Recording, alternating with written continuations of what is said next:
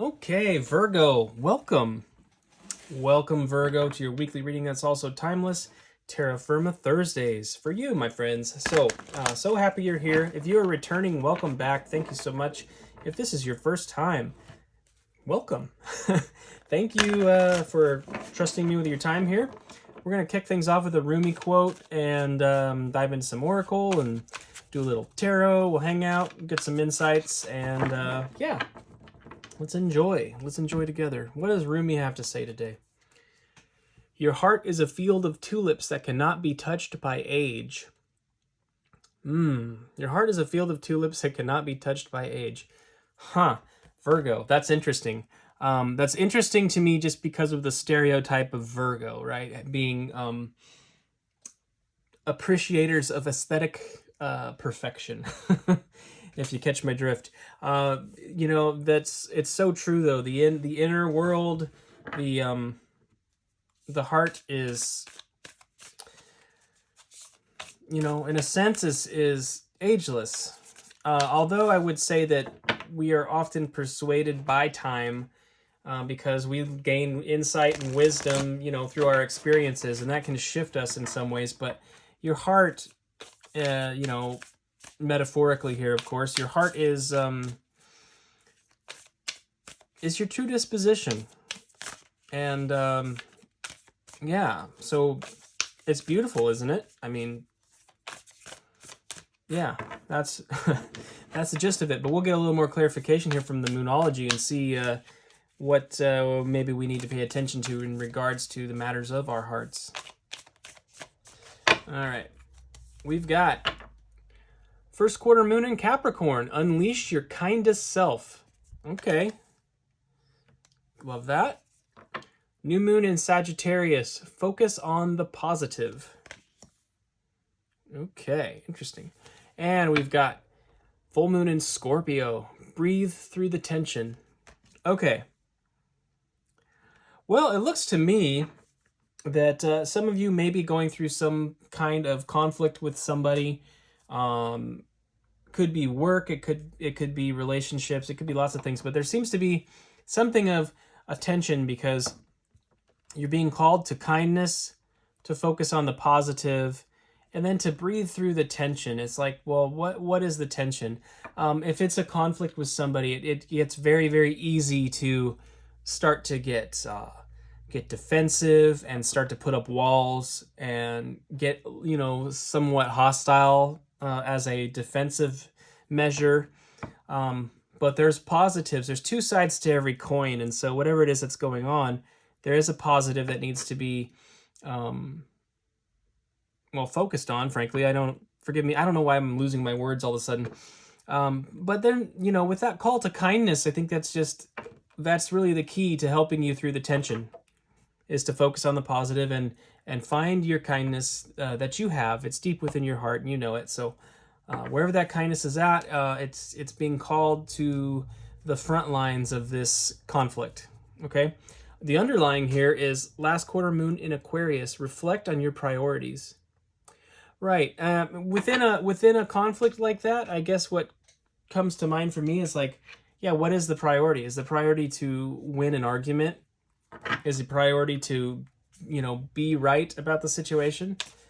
Or, is the priority to create a resolve and to heal something? Right? Okay. We're going to go ahead and pull some tarot here. 3 cards. Each card will be in the column here with these Moonologies, and we'll kind of speak to those a little bit, but also we'll come together to form a cohesive message, okay? This is Mushroom Hunter Tarot. I just got it Kickstarter like last week, and it's really cool. I enjoy it, especially for earth sign readings, as it's all centered around fungus and mushrooms and stuff. And yeah, as an earth sign, I'm a Taurus sun. I'm down. I like mushrooms. I find them fascinating. All right, we have the Queen of Swords here. The Queen of Swords. She does not mince her words. She's also very, very, very sharp. Very perceptive. Understands what's going on. If something is going on in a conflict, you know when you're being lied to. You know when somebody's not being honest. I find that interesting that it's coming out with this unleash your kindest self, because the Queen of Swords will typically act she can be very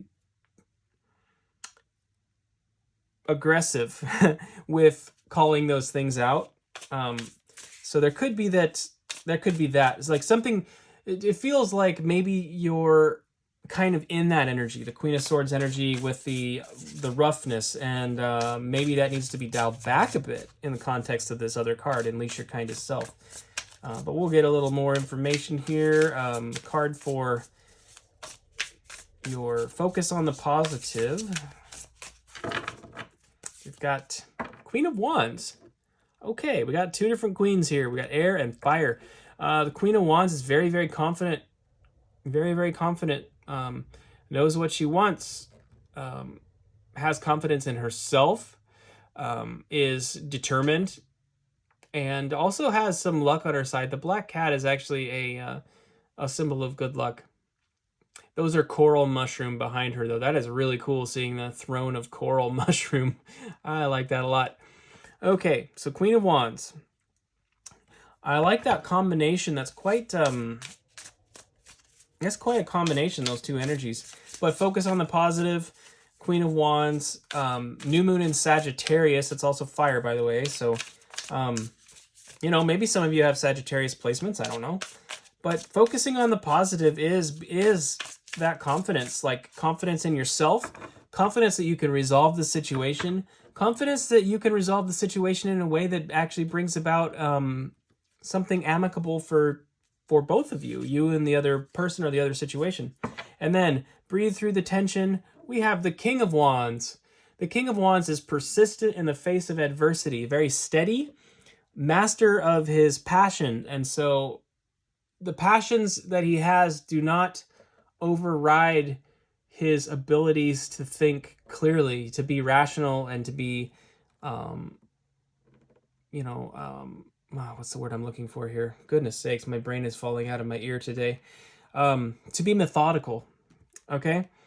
Also, I have to note, we do have the King and Queen of Wands here, and that's a very, that's obviously kind of a power couple. You may be embodying, I kind of feel like all of these energies are yours in some ways, that you're sort of embodying this holistic kind of mastery over some passion, combined with this energy of being very, very perceptive about what's going on around you, and communicating that in a clear way. Underlying the energy here is strength. Leo, this is lion's mane mushroom, by the way. Very good stuff. Kind of tastes like lobster. It's really delicious. But anyway, strength. Okay. It's boldness in the external world. You know, strength is really just being brave in your surroundings. And obviously it's Leo, it's fire again. So you've got a lot of fire here. That's really fascinating. I'd like to get a little clarification. So we'll get clarification on the Queen of Swords now.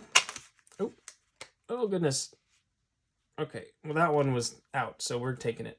Okay, so we have the World. The World card here. This is a major cycle coming to some kind of resolve or closure, and it's something that is really fundamentally changed your disposition. You know, it's affected you in a big way. Like I said at the beginning of the reading, you know, lived experiences can certainly change aspects of our character.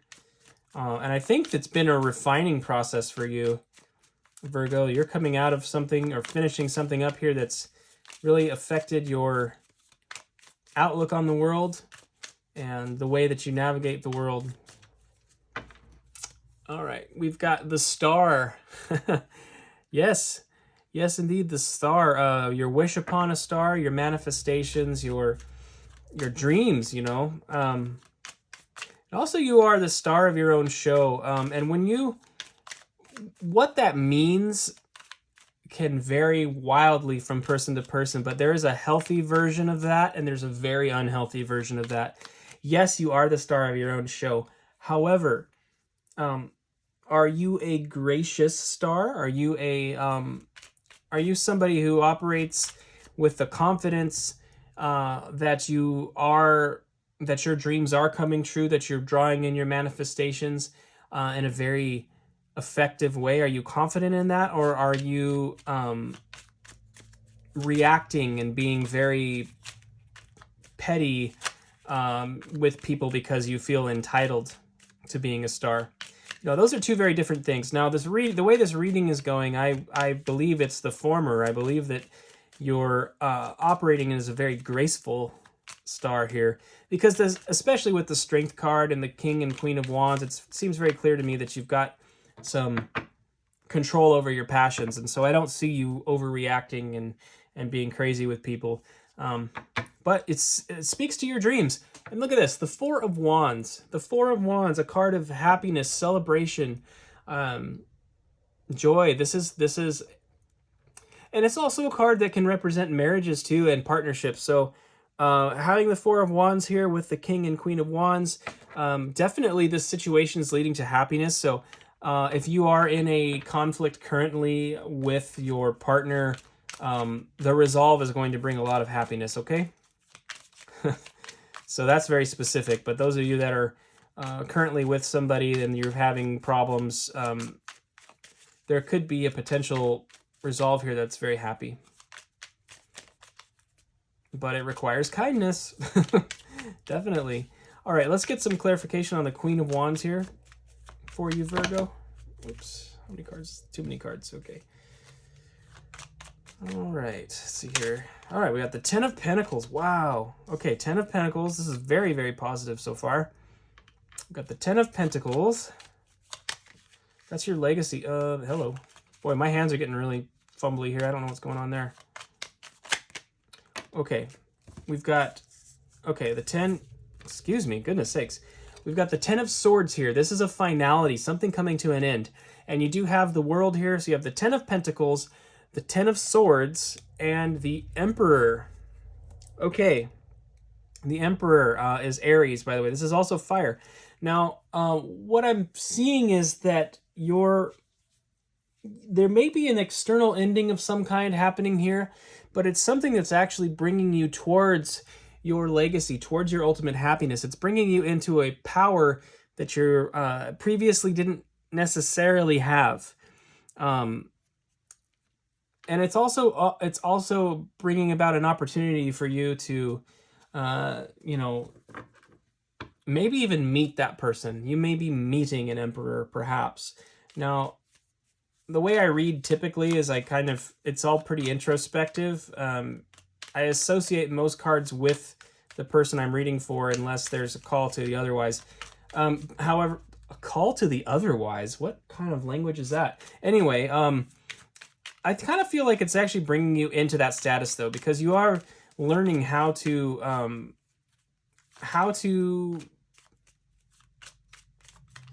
fight for what you want, but not in a violent way. You're fighting for what you want in a very strategic way, again, which is involving kindness, being an ambassador, that kind of thing.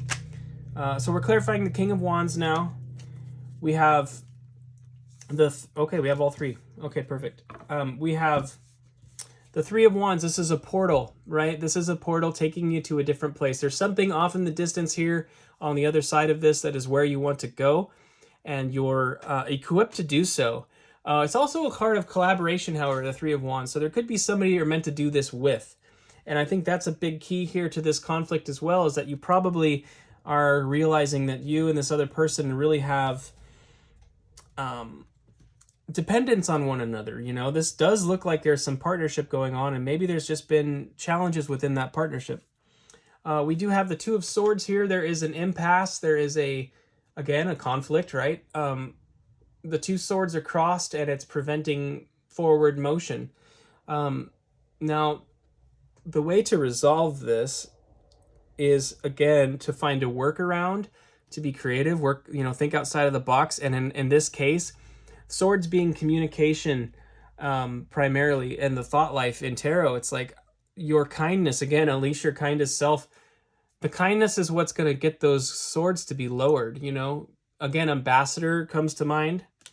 That, the way that you lead as a emperor type in this situation is to lead with kindness and seeking peace.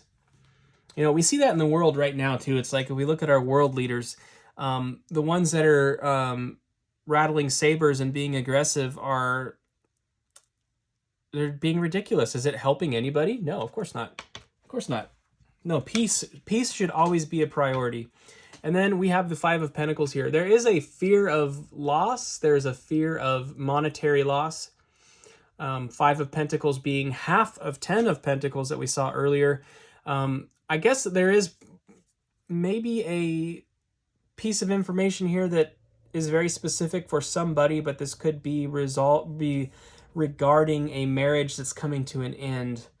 And if that is your story, I hope there'll be some encouragement for you within this reading, but that's very specific. So Virgo, if that's you, first of all, my heart goes out to you. But second of all, there is something here for you. But the reason why I thought that is this five being kind of half, right? Half your stuff. Half your stuff. I hate to say it. But there are a lot of cards indicating partnerships and things like that here that have me wondering. Underlying energy is the Hermit. Virgo, this is your energy, and this is also a card of like healing. You know, after when something goes wrong, it requires you to go within and to reflect, but in so doing, you gain wisdom, you gain insight, you gain knowledge, and you're able to then shine that light to the world, you know? So you do have something to offer here on the other side of this, no matter what the circumstances. But this is your card, so I just wanted to point that out. Okay, that's interesting. I'd like to go ahead and try the Work Your Light Oracle here for a little bit of a suggestion. I did this with Taurus, and it was pretty useful. So we'll get some Work Your Light here to get some more clarification or maybe potential advice regarding this circumstance. And this, you know, it's obviously seems to be centered around a conflict with somebody that you're committed to. So even if it's not a marriage or even romantic, it could be involving your career path and like a business partner or just even a company that you work for, you know, that you're something's maybe needing to be resolved, but there's fear of loss here. There's fear of loss here. That's the gist of that Five of Pentacles. And so I'm not exactly clear on what that is yet, but there's a call to inner strength with the Hermit, and there's a call to external strength with the Strength card. And again, that strength is going to really show itself through your heart and through your kindness. All right, let's go ahead and get into this. We have awakening, energetic upgrades, a new way of being, integration. Yes, this is something that is affecting you profoundly, and it is going to change you fundamentally in a lot of ways. We saw the World card earlier, and that is the end of a major cycle. So yes, coming out the other side of a major cycle, of course we have been affected. We've been changed in big ways oftentimes. So, you know, I can definitely see that. I just went through that. The last couple of years of my life are I changed. Everything in my life is different. There's nothing left of my old life, so I can relate to this. This idea of being changed by these large circumstances, and so we'll keep going here. Soul family, call in your tribe. You don't have to do it alone. Yeah, absolutely. Your friends, your true friends, you know, your real friends. Absolutely. And then we have the ever unfolding rose, cracked open. It's happening for you, not to you. Oh, goodness. Yeah. Okay. Wow. Virgo, yeah, there is definitely something huge going on here. And my heart goes out to you. Those of you that this is, I'm really got a strong hit that this is about somebody's marriage. Obviously not everybody. So if you are married, Virgo, and things are going great, then don't freak yourself out. If this is your message, it's your message, okay? So no need to panic. But for those of you that may be resonating for very heavily, I just want you to know my heart goes out to you. I've been there. You know, I've definitely been there. Underlying here is leap. You go first. The universe will catch you. Oh, wow. Okay. Wow. Okay, Virgo. I'm going to leave it there. I think I think if this is your message, you know exactly what this is. But my friends, this is heavy. This is a heavy one. I wish you all the best, Virgo. I wish you blessings and peace, and I wish you a full cup of love as well. And I hope to see you next Thursday, Virgo. Every Thursday for you, my friends. If this resonated, please hit the like button, and I will see you next time around. Also, look for nearly daily collective reads as well. I'm trying to crank out readings here as I'm called, and really commit to this. So I'd appreciate you checking those out if you'd like, and I'll see you next time.